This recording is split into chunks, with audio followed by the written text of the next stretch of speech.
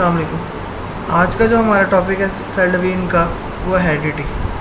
जैसे कि मैं लास्ट टाइम भी हेरिडिटी डिस्कस किया था, आज हम उसे डिटेल में पढ़ेंगे। रिप्रोडक्शन के दौरान लिविंग थिंग के अंदर जो कैरेक्टरिस्टिक्स होती हैं वो पेरेंट्स से उनके ऑप्शन में पास होती हैं, जिसकी वजह से जो बेबी होता है बिल्कुल अपने पेरेंट की तरह होता है। मीन्स के वो अगर आप किसी भी बीज पौधे का बीज कहीं भी लगाते हैं और वो पौधा उगता है, तो पौधा बिल्कुल वैसा ही होगा जिस पौधे का बीज आपने लिया होगा। मीन्स को बिल्कुल वैसे रिजेंबल करेगा। अब इस प्रोसेस को मीन्स के जिसके थ्रू कैरेक्टरिस्टिक्स पेरेंट्स ऑप्शन में ट्रांसमिट होती हैं या ट्रांसमिशन होती है, उससे हम हेरिडिटी कहते हैं। हेरिडिटी ट्रांसमिशन ऑफ कैरेक्टरिस्टिक्स है from parents to the offspring, इसको हम हेरिडिटी कहते हैं। अब कैरेक्टरिस्टिक किसी भी तरह की हो सकती है, आई, हेयर कलर, अटैच और year lobes, height, intelligence. Means कि आपकी आइज़ का कलर, बालों का कलर, आपका जो ईयर लोब है वो अटैच है, फ्री है, आपकी हाइट कितनी है, आपकी इंटेलिजेंस कितनी है, कुछ भी हो सकता है इसमें। मीन्स कैरेक्टरिस्टिक किसी भी तरह की हो सकती है जो रिजेंबल कर सकती है। अब जो इसमें कैरेक्टरिस्टिक्स ट्रांसमिट होती हैं उन्हें हम हेरिडिटी कैरेक्टरिस्टिक्स कहते हैं। अब कुछ बच्चों के अंदर कैरेक्टरिस्टिक्स होती हैं, कुछ में नहीं होती। फॉर एग्जांपल एक ब्रदर और सिस्टर के दरमियान जो कैरेक्टरिस्टिक्स हैं वो फ़र्क आ सकता है, उनमें डिफरेंट हो सकती हैं एक दूसरे से, और इस डिफरेंस को हम वेरिएशन कहते हैं।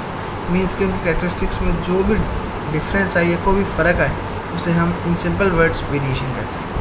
अब जो उसका बेसिक फंक्शनल यूनिट है ना हेरिडिटी का, उसे हम जीन कहते हैं। जीन एक इंस्ट्रक्शन है जो एक मॉलिक्यूल बनाती है, जिसे हम प्रोटीन कहते हैं, जो कि एक पेयर ऑफ जीन होता है। सिंपल ये कि इसके अंदर सारी की सारी हेरिडिटी मीन्स कि आपकी इंस्ट्रक्शंस होती हैं कौन सी कैरेक्टरिस्टिक्स पास होनी है और कौन सी नहीं होनी। अब जो कैरेक्टरिस्टिक्स हैं वो मेनली इस पेयर ऑफ जीन से कंट्रोल होती है। ये जो जीन का पेयर है ये आपकी सारी की सारी कैरेक्टरिस्टिक्स को कंट्रोल कर रहा होता है। अब एक जीन का पेयर आता है मेल से और एक आता है फीमेल से। जीन मेनली हमारे डीएनए का एक सेक्शन यानी एक पार्ट होती है जो कि क्रोमोसोम में मौजूद होता है।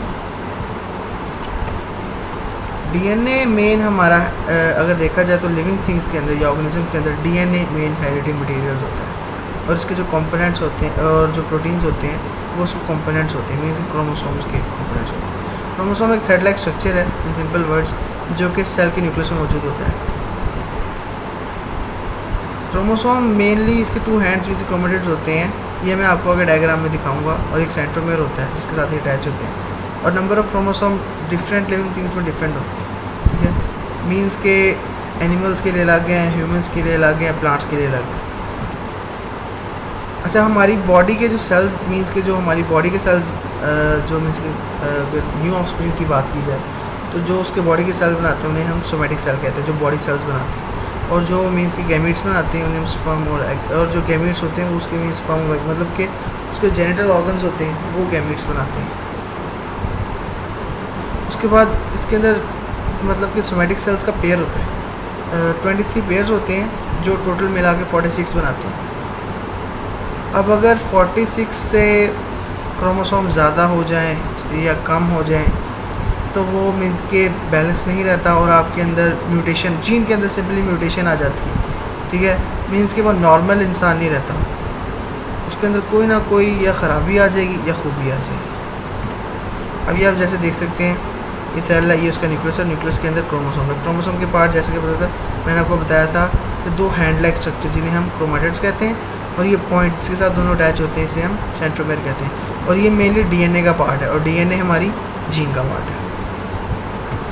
अब जो आजकल मीन्स के जो आज तक मॉडल चल रहा है डीएनए का, वो एक ही जिसे हम वाटसन क्रिक मॉडल कहते हैं। इसके अंदर वैसे तो 1000 ऑफ न्यूक्लियोटाइड्स हैं, बट जो मेन 4 जो हम डिस्कस करते हैं वो है एडेनिन, थायमिन, साइटोसिन और गुआनिन। ये आप देख सकते हैं इसके आगे जो अल्फ़ाबेट्स दिए हुए इनसे हम इन्हें डिनोट करते हैं।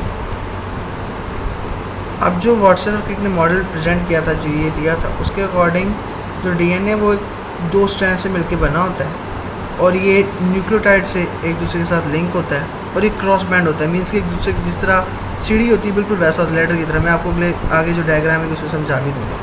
आप ये देख सकते हैं ये न्यूक्लियोटाइड्स के पेयर से मीन्स कि एक दूसरे के साथ आपस में जुड़ा हुआ लेटर की तरह है, और एक दूसरे पर क्रॉस ब्रेड मीन्स के एक दूसरे पर क्रॉस हुआ है ये इस तरह।